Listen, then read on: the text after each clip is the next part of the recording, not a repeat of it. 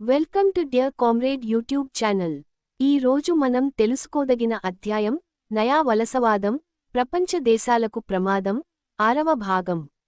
సామ్రాజ్యవాద అత్యున్నత దశ అయిన నయా వలసవాదం అనగా ఆర్థికంగా, రాజకీయపరంగా నామమాత్రమైన స్వతంత్ర దేశాలపై శక్తివంతమైన అగ్రదేశాలు రాజకీయంగా, ఆర్థికంగా పరోక్షంగా సాంస్కృతికంగా నియంత్రణ కలిగి ఉండడం లేదా శాసించడం. ఉదాహరణకు బ్రిటన్, డచ్ మరియు ఫ్రెంచి యొక్క వలస దేశాలైన ఆసియా, ఆఫ్రికా మరియు ఇతర ఖండాల్లోని దేశాలపై మాజీ వలసరాజ్యాలైన బ్రిటన్, డచ్ మరియు ఫ్రెంచి లేక అమెరికా లాంటి అగ్రరాజ్యాలు world trade center WTC, international monetary fund IMF మరియు వరల్డ్ బ్యాంక్ WB ద్వారా ఇప్పటికీ గుత్తాధిపత్యాన్ని కలిగి ఉండటం. డొనాల్డ్ ట్రంప్ నాయకత్వాన అమెరికా ఇజ్రాయెల్ను ప్రోత్సహించి పాలస్తీనా పైన గత కొన్నేళ్లుగా చేస్తున్న దాడులతో జరుగుతున్న మానవ హననాన్ని ప్రపంచ దేశాలు ఖండిస్తున్నాయి. ఇరాక్ మాజీ అధ్యక్షుడు అయిన సద్దాం హుస్సేన్ను 2006లో ఉరి తీయించింది. మిలిటరీ అధికారి, లిబియా మాజీ ప్రధాని ముయమ్మర్ గడాఫీని 2011లో హత్య చేయించింది. సిరియా మాజీ అధ్యక్షుడు బషర్ అల్ అస్సాద్ 2024లో రష్యాకు పారిపోయేలా చేసింది. ఈ సంవత్సరం జనవరి నెలలో వెనిజులా దేశాధ్యక్షుడిని ఆయన అధ్యక్ష భవనం నుండి ఎత్తుకుపోయి నిర్బంధించడం, తన దోపిడీని కొనసాగించేందుకు అంతర్జాతీయ మానవ హక్కులను, న్యాయ సూత్రాలను ఉల్లంఘిస్తున్నది. ఈ సంవత్సరం ఫిబ్రవరి నెలలో ఇరాన్ దేశ అత్యున్నత నాయకుడు ఐతొల్లా అలీ ఖొమైనీని అంతమొందించటమే కాక తాను ప్రకటించిన వారే దేశ నాయకుడిగా ఉండాలని హుకుం జారీ చేస్తున్నది. సుంకాల పేరుతో ప్రపంచ దేశాలపై బెదిరింపులకు పాల్పడుతున్నది. మన దేశంపైనా సుంకాలు విధించి హెచ్చరికలు చేసింది. ప్రపంచ దేశాలలో సోషలిస్టు దేశాలైన రష్యా, చైనాలు ధీటుగా సమాధానాలు చెబుతుండగా, అతిపెద్ద ప్రజాస్వామ్య దేశమైన మన దేశం ఈ సంఘటనలపై ఒక్క మాట మాట్లాడటంలేదు. ఈ సామ్రాజ్యవాదాన్ని ప్రజలు వ్యతిరేకించాలి. ఎందుచేతనంటే మనం కూడా ఏదో ఒక రోజున ఈ భూతానికి బలి కాక తప్పదు. అందుకే సామ్రాజ్యవాద దురాగతాలను ఎండగట్టాలి. వారి దుశ్చర్యలకు గల కారణాలను తెలుసుకుని చైతన్యమవ్వడానికి ఈ పోడ్కాస్ట్ మీకు ఉపయోగపడుతుందనటంలో ఎలాంటి సందేహం లేదు. మొదటి అధ్యాయం సామ్రాజ్యవాదంలో సరుకుల ప్రభావం. అర్థశాస్త్రంలో అద్దె సరుకు అనేదాని గురించి చాలా చర్చ ఉంది. మామూలుగా పెట్టుబడిదారుడు తాను ఎన్ని సరుకులు ఉత్పత్తి చేయదలిస్తే ఎంత పెట్టుబడి పెడతాడు. కానీ కొన్ని రకాల సరుకులు ఎంత పెట్టుబడి పెట్టినప్పటికీ అనుకున్నంత మేరకు ఉత్పత్తి కావు. వాటి ఉత్పత్తి ప్రకృతి విధించే పరిమితులకు లోబడి ఉంటుంది. వ్యవసాయ ఉత్పత్తులు అటువంటివే. ఉదాహరణకు పత్తి. పెట్టుబడిదారుడు ఎంత పత్తి కావాలనుకుంటే ఎంత పరిమాణంలో దానిని అన్ని వేళలా సంపాదించలేడు.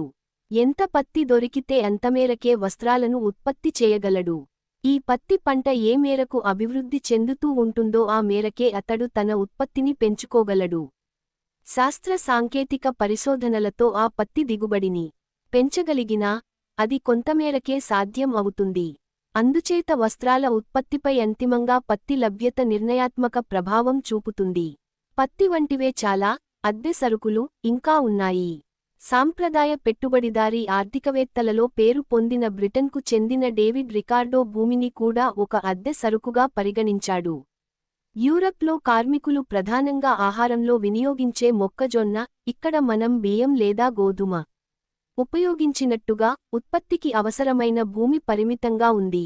నాసిరకం భూముల్లో మొక్కజొన్నను పండించడానికి సిద్ధపడినా అంతకంతకు పనికిరాని భూమి మాత్రమే దొరికే పరిస్థితి వచ్చింది. చివరికి ఆ భూమిమీద పండించడానికి పనిచేసే కూలీలకు చాలినంత కూడా పండని భూములే మిగిలాయి. అందుచేత మొక్కజొన్న సాగు ద్వారా మిగులును ఒకానొక స్థాయికి మించి పోగు చేసుకోవడం పెట్టుబడిదారుడికి అసాధ్యం అయిన పరిస్థితి వచ్చింది. దీనినే రికార్డో నిశ్చల స్థితి అన్నాడు. అంటే ఆ స్థితిలో మిగులు శూన్యం. కనుక వృద్ధి కూడా శూన్యంగానే ఉంటుంది. ఒక అద్దెసరుకు గా భూమి పెట్టుబడిదారీ ఆర్థిక వ్యవస్థను ఒక నిశ్చల స్థితిలోకి నెట్టింది. అటువంటి స్థితిని వాయిదా వేయగలమేమో గాని పూర్తిగా ఆపు చేయడం అసాధ్యం.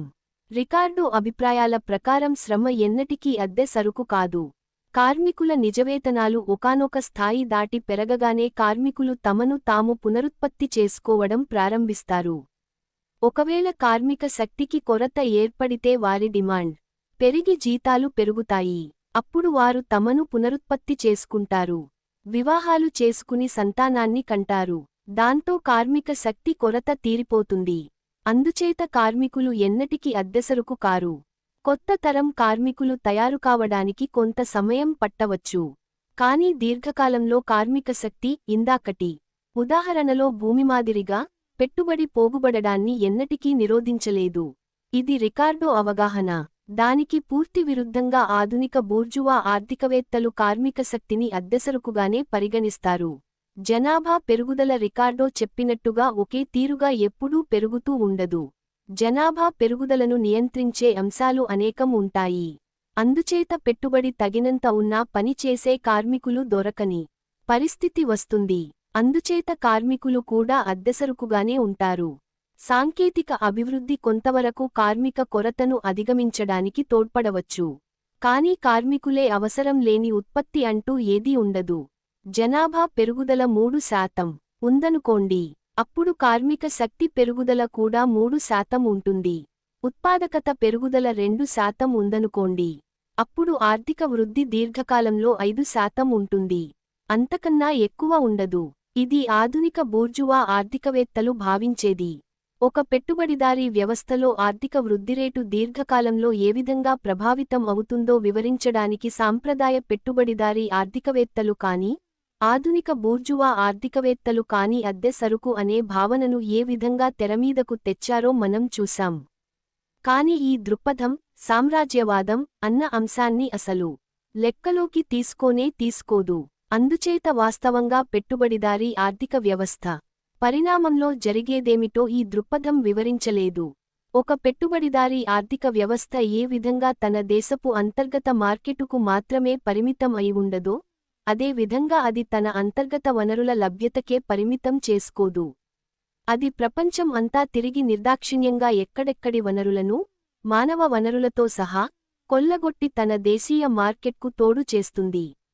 అందుచేత అద్దె సరుకు పెట్టుబడిదారీ ఆర్థిక వృద్ధిరేటును దీర్ఘకాలంలో నియంత్రిస్తుంది అన్న సిద్ధాంతం అర్థం లేనిది. కార్మిక శక్తిని ఉదాహరణగా తీసుకుందాం. 19వ శతాబ్దపు తొలి సంవత్సరాలలో ఆఫ్రికా ఖండం నుండి దాదాపు 2 కోట్ల మందిని బలవంతంగా బానిసలుగా మార్చి, కొత్త ప్రపంచానికి, అమెరికా ఖండానికి తరలించారు. వారిని అక్కడ గనుల్లో, తోటల్లో చాకిరీకి వినియోగించారు. అక్కడి ఉత్పత్తులు సంపన్న పెట్టుబడిదారీ దేశాల్లో, యూరప్లోని దేశాలు అదనపు మిగులు పోగుబడడానికి దోహదం చేశాయి. ఆ తర్వాత బానిస విధానం అంతం అయింది. అటు తర్వాత 19వ శతాబ్దపు రెండవ భాగం నుండి, అంటే 1850 తర్వాత నుండి, మొదటి ప్రపంచ యుద్ధం వరకు 5 కోట్ల మంది భారతీయ, చైనా కార్మికులు ప్రపంచంలోని ఇతర ఉష్ణ, సమశీతోష్ణ మండలాల్లో పనిచేయడానికి తరలించబడ్డారు. భారతీయ కార్మికులను వెస్ట్ ఇండీస్ దీవులు, ఫిజీ, మారిషస్, తూర్పు, దక్షిణ ఆఫ్రికాల్లో పనులకు నియమిస్తే, చైనా కూలీలను పసిఫిక్ మహాసముద్ర తీరం వెంబడి ఉన్న దేశాల్లో పనుల్లో నియమించారు. ఈ విధంగా వలసలు పోయినవారంతా అక్కడే స్థిరపడకపోయినా, వారిలో గణనీయమైన భాగం మాత్రం స్థిరపడ్డారు. రెండవ ప్రపంచ యుద్ధం అనంతరం పెట్టుబడిదారీ విధానం అంతకు ముందెన్నడూ చూడని వృద్ధిని చవిచూసింది. ఆ కాలంలో సంపన్న దేశాల్లో జనాభా వాస్తవానికి తగ్గిపోయింది. అటు కార్మిక శక్తిలో కూడా వృద్ధి 0 అయిపోయింది. కాని అప్పుడు కూడా ఆ సంపన్న పెట్టుబడిదారీ దేశాల్లో కార్మిక శక్తికి ఏనాడు కొరత రాలేదు. భారతదేశం, పాకిస్తాన్, వెస్ట్ ఇండీస్ నుండి కార్మికులు బ్రిటన్లో పనులు చేయడానికి వెళ్లారు. అల్జీరియా, ట్యునీషియా, మొరాకో దేశాల నుండి ఫ్రాన్స్కు వెళ్లారు. టర్కీ కార్మికులు జర్మనీ వెళ్లారు. ఇప్పుడు కూడా తూర్పు యూరప్లోని పూర్వ సోషలిస్టు దేశాల నుండి పశ్చిమ యూరప్లోని సంపన్న పెట్టుబడిదారీ దేశాలకు కార్మికులు తరలివస్తున్నారు. అటు లిథువేనియా నుండి ఇటు ఉక్రెయిన్ దాకా అన్ని దేశాల కార్మికులు పశ్చిమ యూరప్ దేశాలలో పనులకు తరలిపోతున్నారు. పశ్చిమ సంపన్న పెట్టుబడిదారీ దేశాలలో సంపద పోగుబడడం కోసం వెనుకబడ్డ ఇతర దేశాల నుండి కారుచౌకగా తమ శ్రమను అమ్ముకోడానికి సిద్ధపడిన కార్మికులు తరలిపోతున్నారు. ఆ విధంగా పెట్టుబడి ఈ ప్రపంచం నెత్తిమీద కూచుని కోట్లాదిమంది కార్మికులను వేలాది మైళ్ల దూరాలకు తరలిస్తోంది. అది కేవలం తన పెట్టుబడి పోగుబడడం కోసం మాత్రమే. అంటే పెట్టుబడి పోగుబడే ప్రక్రియను కార్మిక శక్తి నియంత్రించడం లేదు. పెట్టుబడి పోగుబడడం అనేది నిరంతరాయంగా కొనసాగడానికి వీలుగా కార్మిక శక్తి సర్దుబాటు అవుతోంది. అందుచేత ఆధునిక బూర్జువా ఆర్థికవేత్తలు చెప్పేటట్టు కార్మిక శక్తి, అద్దె సరుకు అన్న భావన పూర్తిగా తప్పు. పెట్టుబడి పోగుబడడం అనేది కేవలం సంపన్న పెట్టుబడిదారీ దేశాలలో పరిమిత భూభాగాలలో లభించే ముడిసరుకులను ఉపయోగించి చేసే ఉత్పత్తి కార్యకలాపాలకే పరిమితం కాలేదు. పారిశ్రామిక పెట్టుబడిదారీ విధానం జౌళి పరిశ్రమకు సంబంధించిన శీతల ప్రదేశాలలో అసలు పత్తి ఏనాడూ పండదు. అంటే మొదటి నుంచి పెట్టుబడిదారీ వ్యవస్థ ముడిసరుకుల కోసం, ఆహార ధాన్యాల కోసం ఇతర ప్రాంతాల మీద ఆధారపడి నడిచింది. వాటిని తన సామ్రాజ్యవాద ఆధిపత్య విధానాల ద్వారా సేకరించింది. ఆ సంపన్న పెట్టుబడిదారీ దేశాలకుండే పరిమిత భూభాగం పెట్టుబడి పోగుబడడానికి ఏనాడూ ఒక సమస్య కానేలేదు. వలసపాలన కాలంలో ఆహారధాన్యాలు, ముడిసరుకులు వలసల నుండి ఎటువంటి ప్రతిఫలమూ చెల్లించకుండానే బలవంతంగా పట్టుకుపోయేవారు. ఆ వలసపాలన అంతం అయిపోయాక అటువంటి ఏకపక్ష బదలాయింపులు తగ్గాయి. కాని అప్పటికే ఆ ఉత్పత్తుల విలువలను ఎంతగా కుదించివేశారంటే ఆపాటి ధరను వాటికి చెల్లించడం సంపన్న పెట్టుబడిదారీ దేశాలకు పెద్ద సమస్యగా లేకుండా పోయింది. రికార్డో తన అద్దె సరుకుల సిద్ధాంతాన్ని ప్రతిపాదించినప్పుడు సంపన్న పెట్టుబడిదారీ దేశాలకు పరిమిత భూభాగం మాత్రమే ఉన్నందువలన అక్కడ అవసరమైన ముడిసరుకుల, వ్యవసాయ ఉత్పత్తుల, ఖనిజాల ధరలు క్రమంగా పెరిగిపోతాయని, దాని ఫలితంగా పారిశ్రామిక ఉత్పత్తుల ధరలు సాపేక్షంగా తక్కువగా ఉంటాయని ఊహించాడు. కాని వాస్తవంగా పెట్టుబడిదారీ వ్యవస్థ చరిత్ర మొత్తంగా చూసినప్పుడు ప్రపంచ యుద్ధాల వంటి అరుదైన సందర్భాలలో తప్ప ఎప్పుడూ పారిశ్రామిక ఉత్పత్తుల ధరలు వ్యవసాయ ఉత్పత్తుల ధరల కన్నా ఎక్కువగానే కొనసాగుతున్నాయి. రికార్డో సిద్ధాంతానికి భిన్నంగా వాస్తవ అనుభవం ఉంది. తనకు అవసరమైన ముడిసరుకులను కావలసిన మేరకు పొందడానికి సామ్రాజ్యవాదం ఆ సరుకులను ఉత్పత్తి చేసే దేశాల మార్కెట్లను అవసరమైతే నియంత్రిస్తుంది. వాటి ఉత్పత్తి ఒకవేళ తగ్గినా తనకు కావలసిన మేరకు వాటిని పొందడానికి వీలుగా మూడో ప్రపంచ దేశాలలో వాటి వినియోగం తక్కువ ఉండేలా చేయగలుగుతుంది. అందుకు ఇప్పుడు ఎటువంటి ప్రత్యక్ష రాజకీయ జోక్యమూ అవసరమే లేదు. నయా ఉదారవాద విధానాలే ఆ పని చేస్తాయి. ఆ విధానాలలో అంతర్గతంగా ఇమిడి ఉన్న షరతుల ద్వారా ఆయా దేశాలమీద పొదుపు చర్యలను రుద్దుతాయి. అప్పుడు అక్కడి ప్రజల కొనుగోలు శక్తి పడిపోతుంది. దాని కారణంగా వారి వినియోగం తగ్గిపోతుంది. అప్పుడు అక్కడ మిగులు సరుకును సామ్రాజ్యవాదులు చవకగా కొనుగోలు చేయగలుగుతారు. అందుచేత రికార్డో చెప్పినట్టు అద్దె సరుకులు అనేవి ఏ దశలోనూ పెట్టుబడి పోగుబడడానికి ఆటంకంగా నిలవలేదు. తదుపరి అధ్యాయం ప్రకృతి వనరుల లూటీ విధానాలు. ప్రపంచంలో ఆయా దేశాలు అభివృద్ధి చెందిన స్థాయికి, వాటి స్వాధీనంలో ఉన్న ప్రకృతి వనరులకి మధ్య పొంతన లేదు. అత్యంత అభివృద్ధి చెందిన G7 దేశాలనే తీసుకోండి. America, Britain, Germany, France, Italy, Japan, Canada. ప్రపంచంలోని జనాభాలో కేవలం 10% మాత్రమే ఈ 7 దేశాలలో ఉన్నారు. కానీ 2020 నాటికి ప్రపంచంలోని నికర సంపదలో 50% ఈ దేశాలలోనే ఉంది. ప్రపంచ స్థూల ఉత్పత్తిలో 2/5 ఈ దేశాలలోనే ఉంది. ఈ దేశాల ఆర్థిక శక్తి చూస్తే తిరుగులేనిదే. కానీ ప్రకృతి వనరుల రీత్యా చూస్తే ఈ దేశాలు చాలా తక్కువ మొత్తం మాత్రమే కలిగి ఉన్నాయి. ప్రస్తుత కాలంలో అత్యంత ముఖ్యమైన ప్రకృతి వనరు ముడి చమురు, సహజవాయువు. ప్రపంచంలో ఉన్న మొత్తం ముడి చమురు నిల్వల గురించిన అంచనాలు రకరకాలుగా ఉన్నాయి. కానీ నిర్ధారణ అయిన మేరకు ఈ నిల్వలలో G7 దేశాల వద్ద 13% మాత్రమే ఉన్నాయి. అందులో అత్యధికంగా కెనడా దగ్గర 10% ఉన్నాయి. ఇది అమెరికాకు చెందిన ఇంధన సమాచార నిర్వహణ సంస్థ ఎనర్జీ ఇన్ఫర్మేషన్ అడ్మినిస్ట్రేషన్ వద్ద ఉన్న సమాచారం.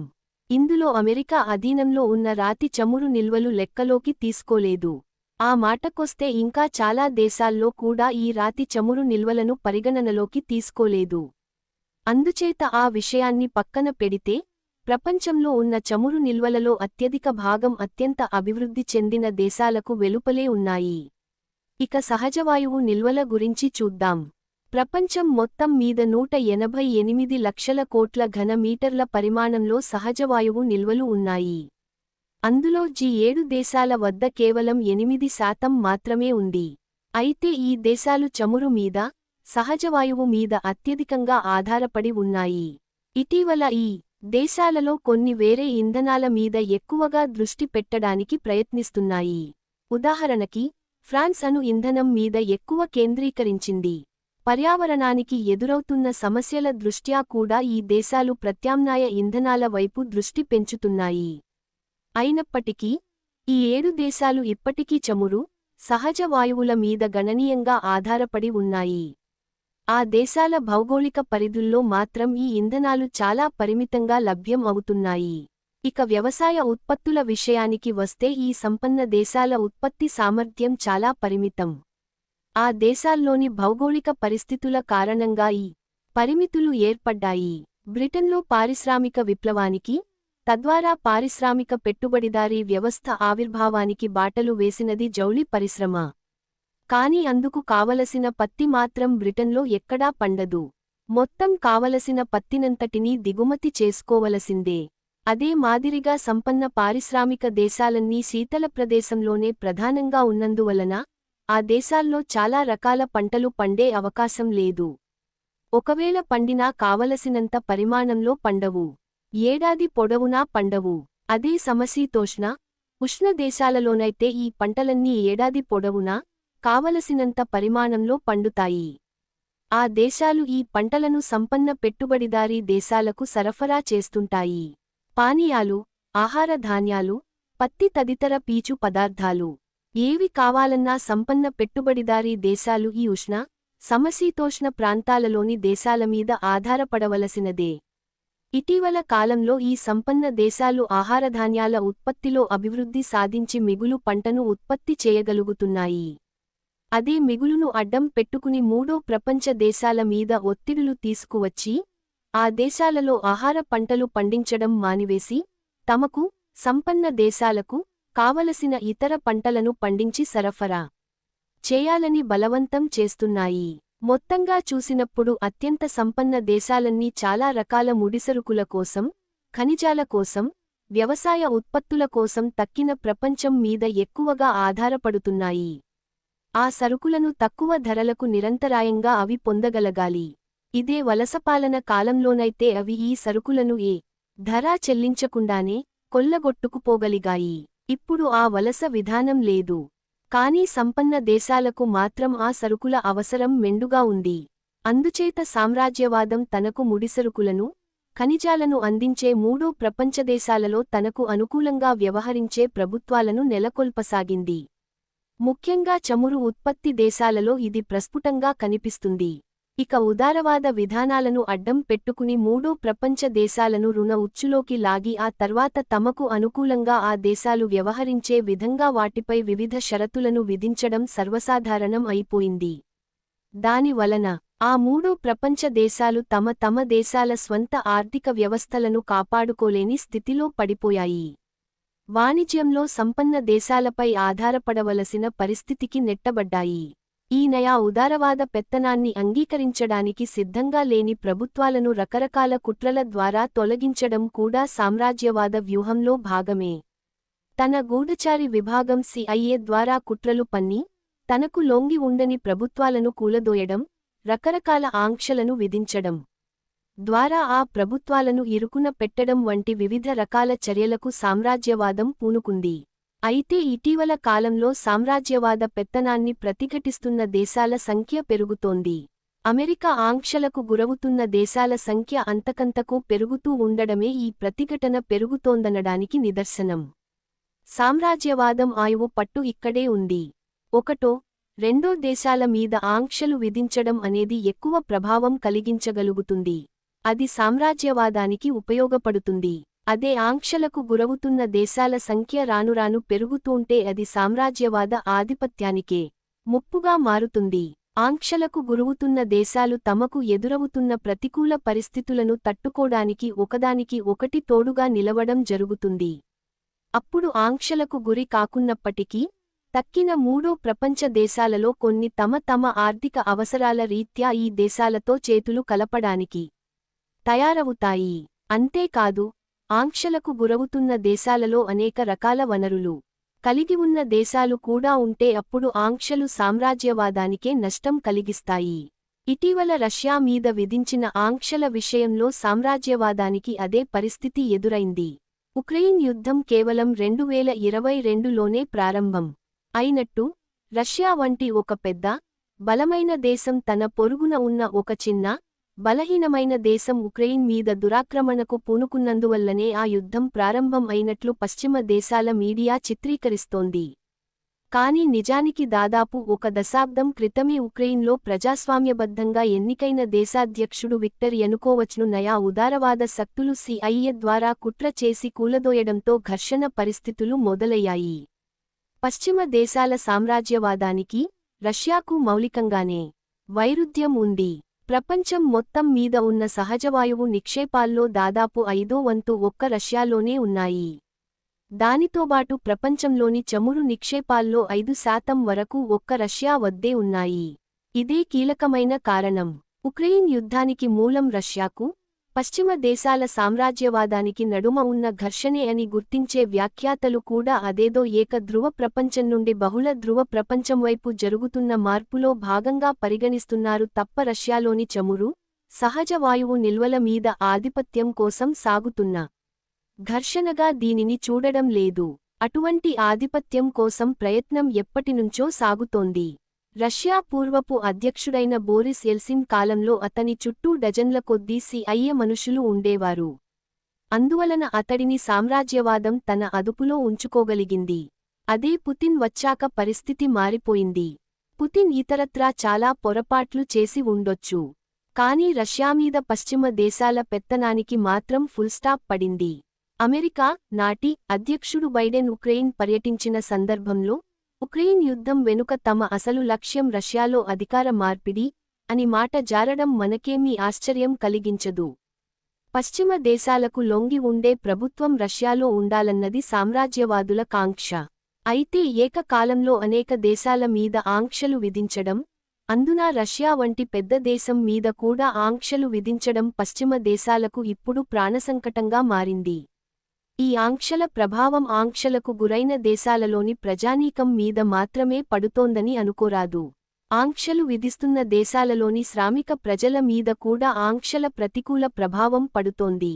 రష్యా నుండి సహజ వాయువు దిగుమతులు ఆగిపోవడంతో దానిని ఉపయోగించే సంపన్న దేశాల శ్రామిక ప్రజలు, ముఖ్యంగా యూరప్ దేశాలలోని కార్మికవర్గం, వేలాదిగా రోడ్లమీదకి వచ్చి యుద్ధానికి వ్యతిరేకంగా, ద్రవ్యోల్బణానికి వ్యతిరేకంగా ఆందోళనలకు దిగుతున్నారు.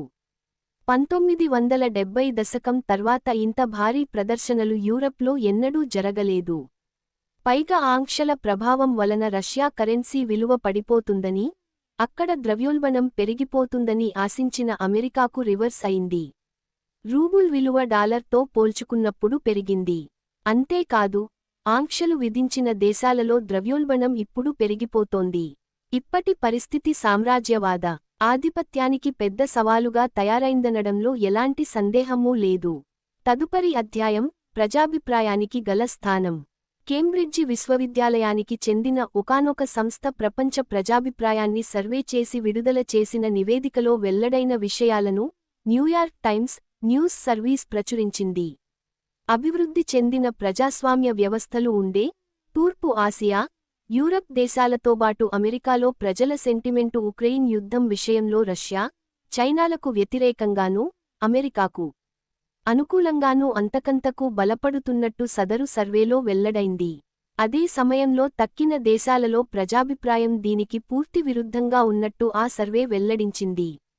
ఉక్రెయిన్ యుద్ధానికి ముందు ఒక దశాబ్దం నుంచి యూరప్, ఆసియా, ఆఫ్రికా ఖండాలలోని అనేక దేశాలలో ప్రజాభిప్రాయం రష్యాకు అనుకూలంగా మారుతూ వచ్చింది.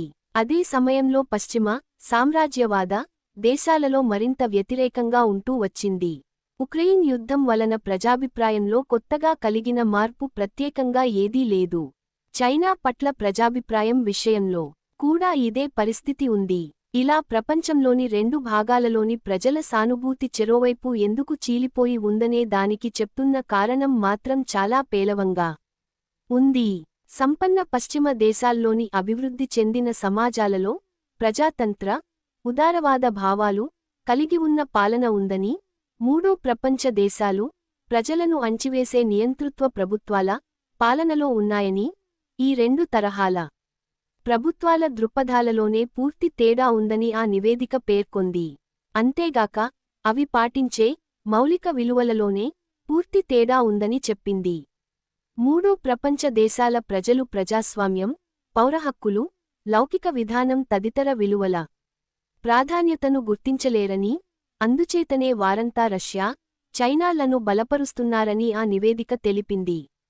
ఈ నిర్ధారణను ప్రాతిపదికగా చేసుకుంటే టర్కీ, ఇండియా వంటి ఔదార్యం లోపించిన దేశాలను దూరంగా పెట్టే బదులు వాటిని తనవైపు ఆకట్టుకునే విధంగా అమెరికా విదేశాంగ విధానం ఉండాలని ఆ నివేదిక సూచించింది.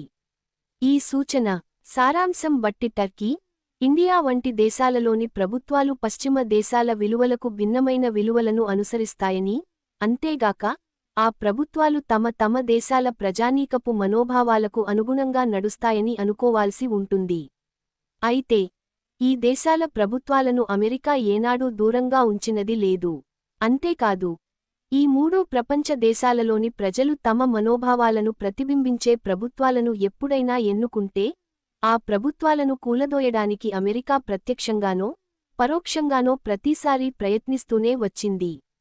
మనకు వెంటనే గుర్తుకొచ్చే కొన్ని ప్రభుత్వాలు లేక నాయకులు: గ్వాటెమాలాలోని ఆర్బెంజ్ ప్రభుత్వం, ఇరాన్లోని మొస్సాద్ ప్రభుత్వం, ఇండోనేషియాలోని సుకర్నో, చిలీలోని అలెండీ, బ్రెజిల్లోని గౌలార్డ్, కాంగోలోని లుముంబా, బబుర్కినా ఫాసోలోని సంకరా. అంతేకాదు, తమ దేశాలలో జాతీయ విముక్తి పోరాటాలకు నాయకత్వం వహిస్తున్న ప్రజాదరణ కలిగిన నాయకులను హత్యగావించడానికి కుట్రలు పన్నిన సందర్భాలు కూడా ఉన్నాయి. ఎడ్వర్డో మాండ్లేన్, అమిల్కర్ కాబ్రాల్ వంటి నేతలు ఆ విధంగానే హత్యలకు గురయ్యారు.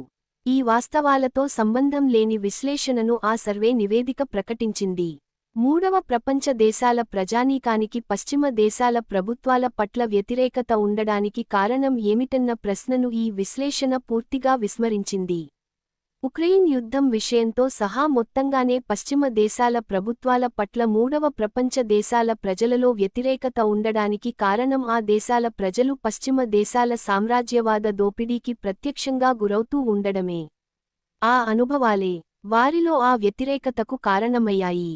ఆ కారణంగానే ఆ దేశాలలోని ప్రభుత్వాలు సైతం అవెంత నియంతృత్వ లక్షణాలతో ఉన్నప్పటికీ, అవి అమెరికాకు ఎంత సానుకూలమైన వైఖరిని తీసుకుంటున్నప్పటికీ, ఉక్రెయిన్ యుద్ధం విషయంలో రష్యా పట్ల సానుభూతి ప్రకటించవలసి వస్తోంది. అదే పశ్చిమ సామ్రాజ్యవాద దేశాలలోనైతే కార్పొరేట్ల పెత్తనంలో నడిచే మీడియా నిరంతరం సాగించే ప్రచార హోరు కారణంగా అక్కడి ప్రజానీకం సామ్రాజ్యవాదం తీసుకున్న వైఖరిని సమర్థించే విధంగా ప్రభావితం చేయబడుతున్నారు. కాని ఆ ప్రజల వాస్తవ జీవితానుభవాల కారణంగా వారి అభిప్రాయాలు కూడా మారుతున్నాయి. ద్రవ్యోల్బణం విపరీతంగా పెరిగిపోయిన కారణంగా జీవన ప్రమాణాలు దిగజారిపోయి నానా యాతనలు పడుతున్న యూరోపియన్ కార్మికవర్గం ఆ ద్రవ్యోల్బణానికి కారణం ఉక్రెయిన్ యుద్ధమే అంటూ విమర్శిస్తున్నారు.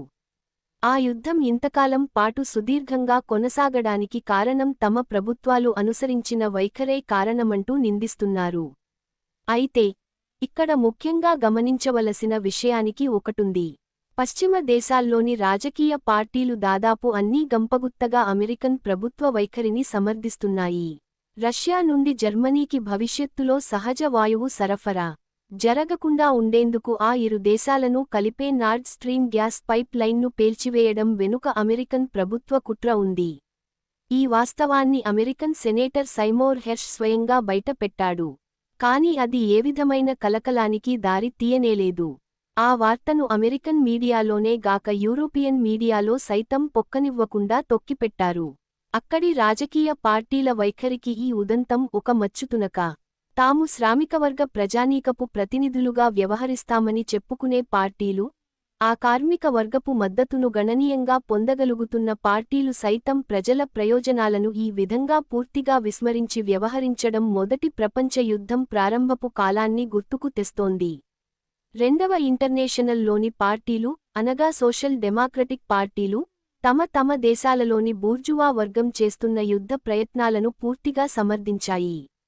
1914లో యుద్ధం ఖర్చుల నిమిత్తం రుణాలను పొందడానికి సంబంధించిన నిర్ణయంపై ఓటింగ్ జరుగుతున్నప్పుడు అప్పటికి చాలా బలంగా ఉండిన జర్మన్ సోషల్ డెమోక్రటిక్ పార్టీ ఆ బిల్లును బలపరిచింది. ఆ పార్టీకి ఆ రోజుల్లో ఏకంగా 86 దినపత్రికలు ఉండేవి. ఒకే ఒక్క సభ్యుడు కార్ల్ లీబెనెక్ట్ మాత్రమే ఆ పార్టీ నుండి బిల్లును వ్యతిరేకించి ఓటు చేశాడు. తర్వాత కాలంలో జర్మన్ కమ్యూనిస్ట్ పార్టీని స్థాపించాడు. అనంతరకాలంలో రోజా లక్సెంబర్గ్ తోబాటు అమరుడయ్యాడు. ప్రస్తుతం రష్యాకు వ్యతిరేకంగా జర్మన్ ప్రభుత్వం ఉక్రెయిన్కు అందిస్తున్న మద్దతును బలపరుస్తున్నది కేవలం సోషల్ డెమోక్రాట్లే కాదు, రాడికల్ వామపక్ష పార్టీలుగా పరిగణించబడే యూరోపియన్ లెఫ్ట్ పార్టీలు కూడా చాలానే ఉన్నాయి. ఈ యుద్ధం రష్యన్ సామ్రాజ్యవాదపు దుందుడుకు వైఖరి ఫలితంగా వచ్చిందని, అందుకే రష్యాకు వ్యతిరేకంగా ఉక్రెయిన్కు మద్దతునివ్వడమే సరైనదని వాళ్లు వాదిస్తున్నారు. ఈ యుద్ధం అమెరికన్ సామ్రాజ్యవాద ఆధిపత్యం విస్తరింపజేయడం కోసం మొదలైందనే విషయాన్ని వాళ్లు విస్మరిస్తున్నారు. నిజానికి ఈ యుద్ధానికి పూర్వరంగం అమెరికన్ పెత్తందారీ వర్గం పన్నిన కుట్రలు. ఉక్రెయిన్లో ప్రజలెన్నుకున్న దేశాధ్యక్షుడు విక్టర్ యానుకోవిచ్ని 2014లో ఆ కుట్రలతోనే పదవీచ్యుతుడిని చేశారు. ఆ తర్వాత తూర్పు ఉక్రెయిన్లో రష్యన్ భాషను మాట్లాడే ప్రజలు మెజారిటీగా ఉన్న ప్రాంతంలో వారిని అణచివేయడానికి పూనుకున్న నేపథ్యంలో ఘర్షణలు తలెత్తాయి. ఆ తర్వాత మిన్స్క్లో రష్యాకు ఉక్రెయిన్కు మధ్య కుదిరిన ఒప్పందం గనుక అమలులోకి వచ్చి ఉంటే ఈ యుద్ధమే జరిగి ఉండేది కాదు. ఆ ఒప్పందానికి అప్పుడు రష్యా కట్టుబడి ఉన్నప్పటికీ, దానిని అమలు కానివ్వకుండా అడ్డుపడింది బ్రిటిష్, అమెరికన్ ప్రభుత్వాలే. ఆ మిన్స్క్ ఒప్పందం చేసుకున్నది దానిని అమలు చేయడానికి కాదని, రష్యాతో యుద్ధం చేయడానికి తగిన సన్నాహాలు చేసుకోవడానికి ఉక్రెయిన్కు కావలసిన వ్యవధిని తీసుకోవడం కోసమే ఆ ఒప్పందం చేసుకోవడం జరిగిందని, అప్పట్లో జర్మనీ అధ్యక్షురాలు అయిన ఏంజెలా మెర్కెల్ బహిరంగంగానే ఒప్పుకున్నారు. ఆ తర్వాత ఆ ప్రకటన అమెరికన్ ప్రభుత్వాన్ని ఇరుకున పెట్టిందని గ్రహించి, తన ప్రకటనను వెనక్కి తీసుకున్నారు. మిన్స్క్ ఒప్పందాన్ని ఆమోదించి అమలు చేయడానికి రష్యా అంగీకరించడం సామ్రాజ్యవాద స్వభావం అవుతుందా? రష్యా ఉక్రెయిన్ను ఆక్రమించింది గనుక రష్యా సామ్రాజ్యవాద దేశమే అంటున్నారు. ఆ విధంగా ఆక్రమించడాన్ని ఎవరూ బలపరచనవసరం లేదు కాని, దాని వెనుక పూర్వరంగంలో జరిగిన ఘటనలతో నిమిత్తం లేకుండా ఆ ఒక్కదానినే విడిగా చూడడం సరైనది కాదు. మొత్తం సంఘటనల పరస్పర సంబంధాన్ని చూడవలసిన ఆవశ్యకతను 1915లో లెనిన్ ఈ విధంగా వివరించాడు. సోషలిస్టుల ఎత్తుగడలను నిర్ణయించడంలో మిలిటరీపరంగా మొదటి దెబ్బ ఎవరు కొట్టారన్నది, తొలుతగా యుద్ధాన్ని ఎవరు ప్రకటించారన్నది అప్రస్తుతం అవుతుంది అని మొదటి ప్రపంచ యుద్ధం సందర్భంగా ఆమోదించిన తీర్మానంలో పేర్కొన్నారు. ఇప్పుడు పశ్చిమ దేశాల సామ్రాజ్యవాదులు తూర్పు వైపుగా తమ విస్తరణను కొనసాగించాలనుకున్న సందర్భంలో ఉన్నాం. ఆ విధంగా వాళ్లు తూర్పు వైపు విస్తరించాలనుకుంటే అందుకు రష్యా ఎందుకు భయపడాలి అని ఎవరైనా అడగవచ్చు. ఆ విధంగా విస్తరించడం వెనుక దురుద్దేశం ఉన్నట్టు ఎందుకు అనుకోవాలి? సామ్రాజ్యవాదం ఇతర దేశాలను తన పెత్తనం కిందకు తెచ్చుకోవాలంటే ముందు పెద్ద పెద్ద దేశాలను చిన్న చిన్న ముక్కలుగా బద్దలు చేస్తుంది. ఇదే వైఖరి యుగోస్లావియా విషయంలో మనం చూశాం. ఇప్పుడు రష్యా విషయంలో కూడా అదే వర్తిస్తుంది. రష్యా దగ్గర చాలా విలువైన ఖనిజ సంపద నిక్షేపాలు, ముఖ్యంగా చమురు, సహజవాయువు ఉండడం వలన వాటిని కొల్లగొట్టుకుపోవాలంటే రష్యాను ముక్కచెక్కలు చేయడం సామ్రాజ్యవాదులకు మరింత అవసరం అవుతుంది. ఒకసారి రష్యాను ముక్కలు చేయగలిగితే, ఆ తర్వాత మధ్య ఆసియాలోని రిపబ్లిక్లపై పట్టు చిక్కించుకోవడం మరింత తేలికవుతుంది. ఆ దేశాలలో కూడా ఖనిజ నిక్షేపాల సంపద చాలా ఉంది. ఆ తర్వాత వాళ్ల దృష్టి చైనాను ముక్కలు చేయడం మీద ఉంటుంది. అందుచేత మనదేశానికి తన సమగ్రతను కాపాడుకోవాలంటే సామ్రాజ్యవాదం విషయంలో స్పష్టమైన వైఖరి ఉండడం అవసరం. అయితే ప్రస్తుతం రష్యా పట్ల దూకుడుగా వ్యవహరించడంతో అమెరికన్ సామ్రాజ్యవాద ఆధిపత్యమే ప్రమాదంలో పడుతోంది. ప్రపంచం మొత్తాన్ని తన పెత్తనం కిందకు తెచ్చుకోవాలనే దాని దురాశే ఇందుకు కారణం. అమెరికా ఆధిపత్యం దెబ్బ తింటోంది గనుక సామ్రాజ్యవాదానికి అసలు ఆ దురాశే లేదనుకోవడం, దాని ప్రమాదాన్ని గుర్తించకపోవడం వలన నష్టం జరుగుతుంది. ఈ విషయాన్ని మూడో ప్రపంచ దేశాల ప్రజలు సరిగ్గానే గుర్తించారు. అందుకే రష్యాకు అంత ఎక్కువ మద్దతు లభిస్తోంది. వీక్షకులకు మరింత ఉపయోగమైన సమాచారం అందించుట కొరకై తగిన సలహాలు, సూచనలతో పాటు సద్విమర్శలను క్రింద కామెంట్ విభాగంలో తెలియచేయండి. లాల్ సలాం.